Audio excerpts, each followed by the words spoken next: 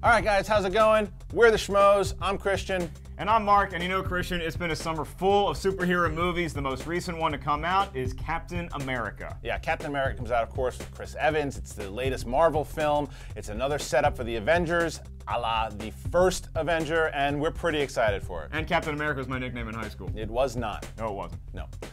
Okay, so you know what we decided to do that I thought would be kind of fun? We're going to do our top 5 all-time superhero movies. Cool. All right. So I'll say my number 5, then you do your number 5. Yeah. And then we'll go countdown. Yeah, 5, 5. I'll do my good list, and you can do your subpar one. So we'll do 5, 5, 5, 5. Oh, really? Subpar list? How about this? My number 5 superhero movie of all time. How about a little film called Superman? Not Superman original? Returns. Superman, starring Christopher Reeve, and it had the great score by John Williams. It's Superman. You can't beat Superman. That is a great movie. It's not my top 5. My 5, starting with number 5, would be Iron Man with Robert Downey Jr., of course, the one that came out in 2008. It's Tony Stark. He puts together this suit. He figures out really how to become a superhero and still be human. Yeah, it's a great movie, and it may appear later on my very list. All right. Right now, we're going to go to my number 4 is, of course, Batman from 1989. Not the new Christopher Nolan. Michael Keaton is Batman? It's Jack overrated. Nicholson is the Joker? I know I'll get killed for that, but it's overrated. It's an overrated film. It's Jack Nicholson and it's Jack Nicholson being Jack Nicholson, painting his face, going, ooh, the cartoon music. That's exactly what the Joker is. I could have done without a couple of the Prince songs, but I thought Michael Keaton was a great Batman, and Tim Burton had a really cool artistic vision. I give you props, 1989. I'll give it the fact that it brought superhero back into consciousness. That's about it. My number 4 would be a real Batman film called Batman Begins. And this, of course, was the Chris Nolan reintroduction of Batman. We have Christian Bale pretty much talking like this the whole time. But it just really set up what Batman should be, the dark tone. I mean, I love this film. Yeah. For my number 3, I'm going to go with another number 1 movie, X-Men, the first one. Not X-Men First Class, the most recent one, X-Men that came out in 2000, because when you talk about modern superhero summer blockbusters, you really go back to that one, because Batman had already been run into the ground by the time X-Men came out, and so now you had all your favorite X-Men. You had Wolverine and Cyclops going at it, Professor X and Magneto as old dudes, but they're still cool, fun stuff. I agree. My number 3 would be Superman 2. And this is not Superman 2, the original one that came out. This is the Donner cut, the Richard Donner cut. When he was able to put his hands back on. I believe he released it in 2005.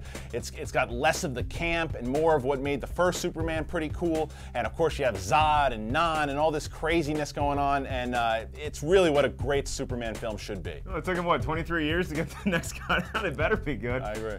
My number 2 superhero movie of all time is the one that monkey mentioned earlier, Iron Man. Of course, it's Tony Stark, and he is this billionaire tech whiz, and he gets kidnapped into a Middle Eastern cave. The only way to escape is to build this crude Iron Man costume out of like spare car parts and a battery. The guy makes MacGyver look like me. That's right, you little chimp. It's a good movie. I agree. It didn't make my top one. He's fighting a really well-bearded Jeff Bridges. But my number 2, I would have to say, is the latest and greatest X-Men, and that would be X-Men First Class. It's a really good movie, but you're smitten. Look, I don't just have the puppy dog love. I really think Matthew Vaughn did a great thing with this series. Him and Bryan Singer got together, really kind of reinvented Magneto, really reinvented Professor X. Fassbender and McAvoy do a great job, and there's a dark tone, there's a fun tone, you get emotional. I love this movie. It's my favorite movie of the summer so far. As if the 60s weren't crazy enough, now you're throwing mutants into the mix. It's a pretty cool movie. But you'd like that, mutant. Well, you know what I like the most is the number 1 movie of all time for my superhero genre is, of course, Batman Begins. I love a good origin story, and as great as Batman 1989 was, it really went down the tubes pretty quick with the invention of bat nipples and bat buttocks. Even Alfred was like, dude, this is just getting weird. Christopher Nolan came in and completely reinvented the franchise, so now all of a sudden we are excited for The Dark Knight Rises, which is coming out next summer. Now, I agree and disagree with you at the same time. I believe that Batman should definitely be at the number 1 spot, but I think that would be The Dark Knight, so scoot over Batman Begins and let The Dark Knight in there. And of course, this was Nolan's kind of crowning achievement. The Academy really screwed him over by not nominating him, and it should have won Best Picture. But that being said, it really is the greatest superhero movie of all time. We have Heath Ledger as the best Joker that has ever hit the screen. Sorry, Mr. Romero. And the Academy did remember Heath Ledger. As they should have. I mean, this is just a great movie. The tone is everything you want in a Batman film. If you haven't seen it, I suggest going to see it right away. And of course, everybody's going to be mad. Oh, what about this superhero movie? What about that one? We have some honorable mentions, right? Yeah, I have an honorable mention. I have two, actually. I would say that Spider-Man 2 would definitely be out there. That's a really great, almost cracked my top 5, but didn't. And Kick-Ass. I think that Kick-Ass is one that people, that's a superhero. The way that he kind of just all tied it up. Kick-Ass is a good guy. Way to go, Matthew. Did Spider-Man 2 not make your list because of Spider-Man 3?